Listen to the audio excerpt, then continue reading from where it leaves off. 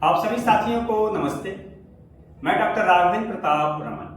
आज के इस वीडियो में जानेंगे आईबीएस की प्रॉब्लम के बारे में। आईबीएस मतलब इरिटेटिंग बाउल सिंड्रोम। ये पेट से संबंधित समस्या है, खास करके बड़ी आंत इससे हमारी प्रभावित होती है। आयुर्वेद में इसको संग्राहणी रोग कहते हैं। जिनको आईबीएस की प्रॉब्लम होती है ऐसे लोगों को पेट में दर्द रहता है, पेट में मरोड़ होता है, ऐंठन होती है, कब्ज हो सकता है या फिर उनको डायरिया हो सकती है, या कभी कब्ज कभी डायरिया होता है, पता नहीं चल पाता। और ये समस्या तब होती है जब आपकी आंतें, बड़ी आंत सही ढंग से काम नहीं करती। बड़ी आंत का काम है कि जो कुछ खाते पीते हैं हम, हमारी स्टमक में जाता है, छोटी आंत में जाता है, फिर जब बड़ी आंत में जाता है तो बड़ी आंत में एक मूवमेंट होता है जिसको हम पेरिस्टाल्टिस मूवमेंट बोलते हैं। उसमें लहरदार गति होती है, ऐसे जैसे केंचुआ हमारा चलता है कि आज दबा फिर थोड़ा रिलैक्स हुआ, फिर आगे दबा, फिर थोड़ा रिलैक्स हुआ, फिर आगे दबा, फिर ऐसे इस तरह की लहरदार गति होती है और भोजन हमारा आगे की तरफ खिसकता जाता है और बाद में मल द्वार से बाहर निकल जाता है मल के रूप में। लेकिन अगर किन्हीं कारणों से जो हमारे बड़ी आंत की गति है वो सही ढंग से नहीं, उसमें अचानक से संकुचन हो जाए, कॉन्ट्रैक्शन हो जाए और वो कॉन्ट्रैक्शन देर तक बना रहे तो तेजी से दर्द होता है। वैसे सामान्य अवस्था में वो सिकुड़ती है, फिर ढीली हो जाती है, सिकुड़ती है, फिर ढीली हो जाती है। लेकिन जब अचानक से कोई ऐसा ट्रिगर उसको मिल जाए कि अचानक से कहीं सिकुड़ ना जाए और कुछ देर तक रहे, लॉन्ग लास्टिंग रहे, तो दर्द होगा, गैस बनेगा, वही हमको परेशान करती है। एक जानकारी मैं और आप लोगों से शेयर करना चाहूंगा। अब आप मेरे ऐप योगा विद रमन के माध्यम से भी मुझसे जुड़ सकते हैं। ऐप में कई सारे फ्री वीडियोज हैं, कई सारे कोर्सेज हैं जो आपके लिए बहुत उपयोगी साबित होंगे। ऐप डाउनलोड करने का लिंक नीचे डिस्क्रिप्शन में दिया गया है। ये क्यों होता है, एग्जैक्ट रीजन कि आईबीएस की समस्या होती क्यों है, इस बारे में अभी कंफर्म नहीं कहा जा सकता है। न तो अभी कोई ऐसी बात सामने आई मेडिकल साइंस में, लेकिन ऐसा माना जाता है कि हमारे खान पान की गलत आदतों के कारण और स्ट्रेस के कारण, तनाव के कारण ये समस्या हो जाती है। आप यूँ समझिए जैसे हम बहुत से लोगों से मिलते हैं, हमें कोई दिक्कत नहीं होती, लेकिन उन्हीं लोगों में से कुछ लोग ऐसे होते हैं जिनसे हम बिल्कुल मिलना नहीं चाहते। अगर वो हमसे मिल जाए तो हमारा पूरा दिन खराब हो जाता है, हमारा मूड खराब हो जाता है। इसी तरह हमारी आंत भी है, हम बहुत सारी चीज़ों को खाते हैं, हमारी आंत उसको एक्सेप्ट कर लेती है, लेकिन कभी कुछ अनाप शनाप खा लिए, कुछ गलत चीज़ खा लिए तो तुरंत हमारी आंतें रिएक्ट करती हैं कि हमें ये नहीं खाना, हमें ये नहीं चाहिए, हमारे अंदर क्या डालती है। तो उन चीज़ों को हमें जानना है कि क्या चीज़ खाने से हमारी आईबीएस की समस्या होती है। आईबीएस की समस्या ठीक कर सकते हैं। आज मैं आपको बता रहा हूँ कि हम अपनी डाइटरी हैबिट्स को चेंज करके, यानी खान पान की आदतों में बदलाव करके, स्ट्रेस को दूर करके और कुछ योगासन करके कैसे हम घर पे आईबीएस की समस्या से काफ़ी हद तक छुटकारा पा सकते हैं। एक चीज मैं आपको बता दूं, हमेशा याद रखिएगा कि बिना खान पान में बदलाव किए आप आईबीएस की समस्या से छुटकारा नहीं पा सकते। अगर आप दवाई खा रहे हैं तो आपको थोड़ी देर के लिए राहत हो सकता है, लेकिन अगर आप पूरी तरह से इससे दूर होना चाहते हैं, इसको दूर करना चाहते हैं, तो आपको खान पान में बदलाव लाना पड़ेगा, आपके तनाव को कम करना पड़ेगा। आइए सबसे पहले आपको बताते हैं कि योग में आपको क्या करना है। योग में आप देखिए, स्ट्रेस मैनेजमेंट के लिए सबसे पहले आप क्या करिएगा कि कुछ देर ऐसे लेटिएगा। ये आप सुबह शाम कर सकते हैं आराम से। और जैसे शवासन में लेट के पूरे शरीर को ढीला छोड़ दीजिएगा। ढीला ऐसे छोड़िए जैसे डेड बॉडी, कि कहीं से कोई तनाव ना हो। और आप अपना ध्यान अपने पेट पर लाइएगा और धीरे धीरे लंबी गहरी सांस लीजिएगा और छोड़िएगा।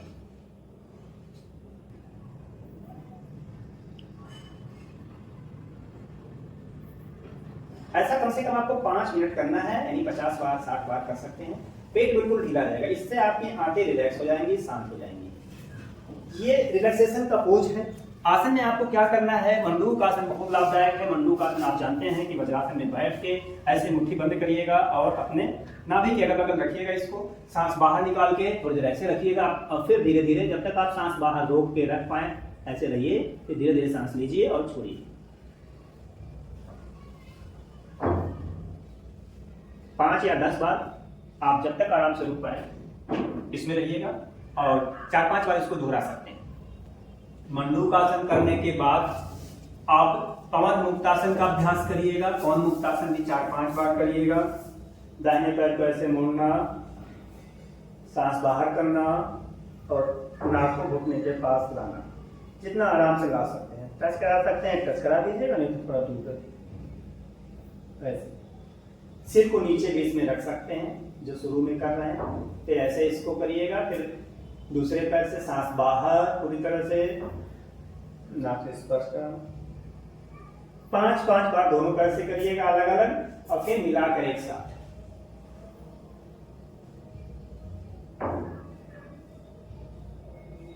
जी, ये कौन मुक्तासन है?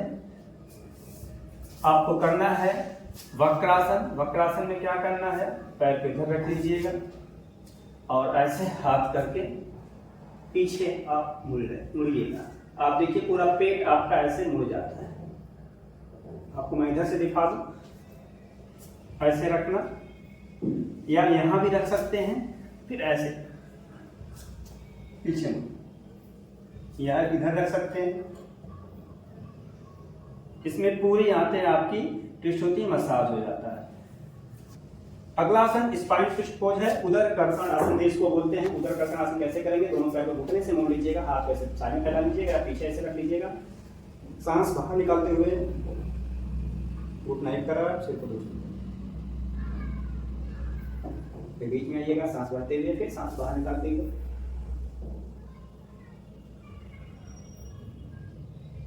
5 से 10 गिनती तक रुकिएगा, फिर वापस आइएगा। ऐसे बारी बारी से आप दोनों तरफ से कर लेंगे।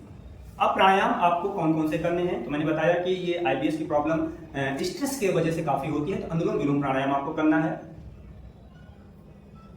लेफ्ट से लिया, धीरे धीरे राइट से निकाल लिया, बहुत धीरे धीरे। फिर राइट नॉस्ट्रिल से दाहिनी नासिका से सांस भीतर भरिए, दाहिनी नासिका को बंद कर लीजिए, बाएं से निकाल लीजिए। ये अनुलोम विलोम का एक राउंड हुआ। ऐसे कम से कम 5 से 10 मिनट तक का अभ्यास करें आप अनुलोम विलोम का। भ्रामरी प्राणायाम आप जानते हैं, अंगूठे से कान को बंद कर लीजिए ताकि बाहर की आवाज ना आए। बाकी आंख पे हल्का सा ऐसे रख लेना, दबाना बिल्कुल नहीं है।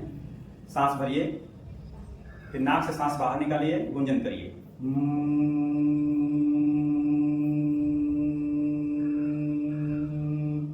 तरीका अलग अलग हो सकता है, ऐसे भी कुछ लोग रखते हैं और ऐसे भी आप कर सकते हैं। मिडिल फिंगर से कान को बंद कर लीजिए, सांस भरिए और सांस भरने के बाद नाक से सांस निकालना है, वाइब्रेशन करना है जैसे भौरे की गुंजन हो, और उस गुंजन में डूब जाना है, उसको एंजॉय करना है। ये भी तनाव हमारा कम करता है, चेहरे पे बिल्कुल तनाव ना रहे।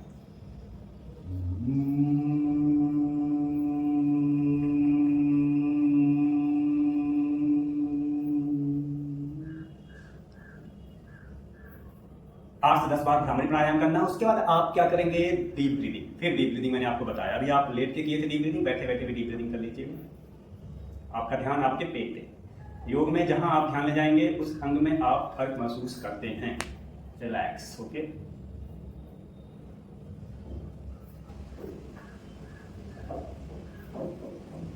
देर तक ऐसे, और ये चीज आप कहीं भी कर सकते हैं। डीप ब्रीदिंग रिलैक्सेशन आप कभी भी कर लीजिए, घर में हो, ऑफिस में हो, शांत होके अपने पेट को ढीला छोड़ के लंबी गहरी सांस लेनी है। लंबी गहरी सांस लेनी है। सांस भरते समय पेट आगे की तरफ खोले, सांस बाहर निकालते समय पेट अंदर जाए, ये करना है। इतना अगर योगाभ्यास करेंगे तो आपका स्ट्रेस लेवल कम होगा, तनाव कम होगा, आपको बहुत अधिक फायदा मिलेगा। आइए जानते हैं कि आईबीएस की प्रॉब्लम में हमारा भोजन कैसा होना चाहिए। बहुत महत्वपूर्ण है जानना। सबसे पहले आप अपने खान पान को देखें।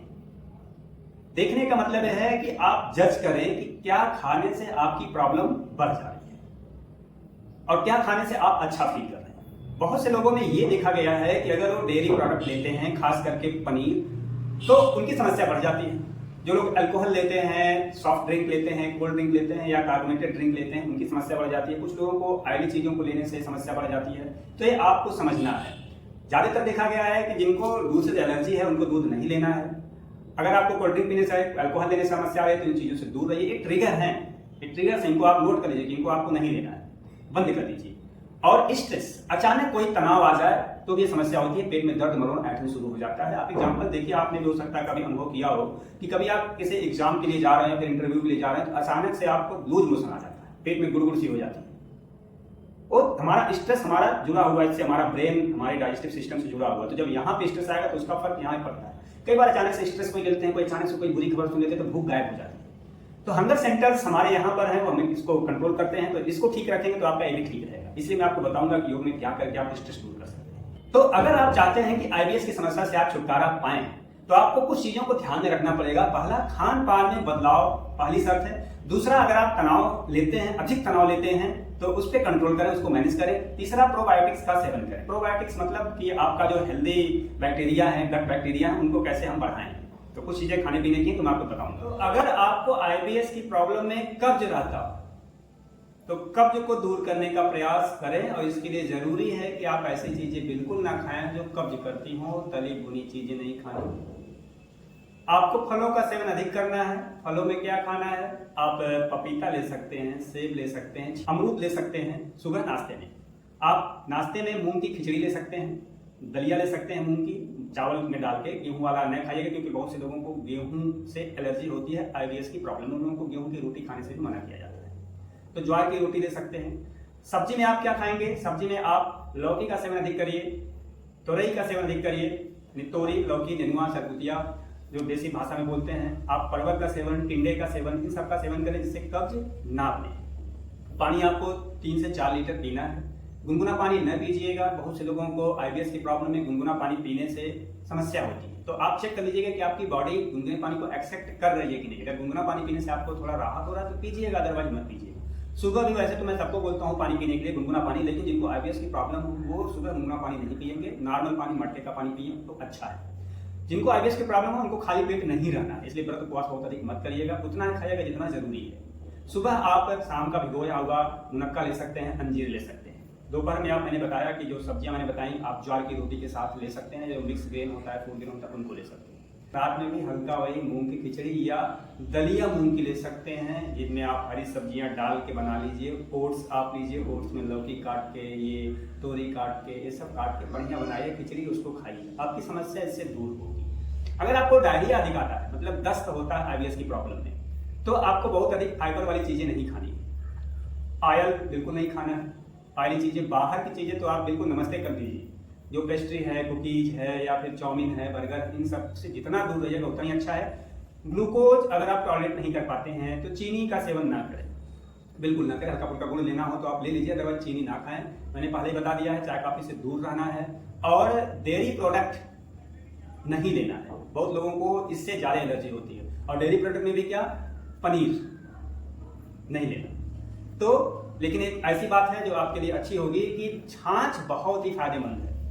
छाछ या मीठी दही, छाछ में आप जीरा डाल सकते हैं, उसका सेवन करिए तो बहुत अच्छा है। आप 2 बार 3 बार छाछ ले सकते हैं। बहुत लोगों को छाछ पीने से फायदा हुआ है आईबीएस में, और होता है। क्यों होता है? क्योंकि ये प्रोबायोटिक्स है, और इसको लेने से हमारे पेट में जो गट बैक्टीरिया है, गुड बैक्टीरिया है पेट के, उनमें ग्रोथ होता है। तो हमारी जो पाचन क्रिया में बड़ी हेल्पफुल होती है। इसलिए आप छाछ का सेवन करिए।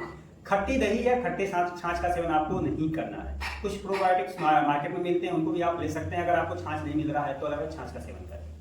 आप इसबगोल की भूसी भी ले सकते हैं, खास करके वो लोग जिनको कब्ज रहता हो, जिनको डायरिया होती हो, इसबगोल की भूसी ना ले। केला आप खा सकते हैं, पका केला। जिनको डायरिया की प्रॉब्लम हो वो पका केला भी खाएं, उनके लिए लाभदायक होगा। आईबीएस की प्रॉब्लम में बेल का सेवन बहुत अधिक फायदेमंद है। कच्चे बेल का चूर्ण भी मिलता है, आप पके बेल को भी खा सकते हैं। और सबसे जरूरी बात ये जानना है कि आप खुद देखिए कि आपकी बॉडी क्या एक्सेप्ट कर रही है, आपकी आंतें क्या एक्सेप्ट कर रही है, क्या खाने से आप अच्छा फील कर रहे हैं, वो पूरी तरह से पच जा रहा है। क्योंकि हो सकता है कि कोई चीज किसी आईबीएस पेशेंट को सूट करती हो और वो चीज आपको सूट ना करे। इसलिए अपने खान पान बहुत बारीकी से ध्यान रखें, तभी आप इन चीजों को समझ पाएंगे कि क्या ठीक है क्या नहीं है। और उसके बाद एक लिस्ट बना लें, ऐसी चीजों से दूर रहें जो आपको परेशान करती है। बाकी कुछ केसेस में आपको डॉक्टर से मिलने की जरूरत पड़ती है। अगर आपको आईबीएस की प्रॉब्लम है और आपको रात में अचानक से जो है दस्त लग जा रहा है, आपकी नींद खुल जा रही है, आपका वेट घट रहा है, बहुत तेजी से वेट कम हो रहा है, आपको रात में नींद नहीं आ रही, फीवर हो जाता हो बार बार, और शौच करते समय आपको ब्लड आता हो मल के साथ, तो इन सब केसेज में आपको डॉक्टर से दिखाने की जरूरत पड़ जाती है। अदरवाइज सामान्य परिस्थितियों में आप लाइफ स्टाइल चेंज करके, खान पान में बदलाव करके, अपने तनाव को कम करके, रेगुलर योग का अभ्यास करके छुटकारा पा सकते हैं आईबीएस से। कोई एग्जैक्ट ऐसी दवा नहीं, आप लाइफ स्टाइल बदल के इससे छुटकारा पा सकते हैं। इसलिए इन सब बातों का ध्यान रखें। अगर आप मुझसे योग सीखना चाहते हैं तो नीचे दिए गए नंबर पे आप संपर्क कर सकते हैं। आप योग करिए, स्वस्थ रहिए, अपने जीवन में बदलाव लाइए। आपके स्वास्थ्य की मंगल कामना करते हुए नमस्ते।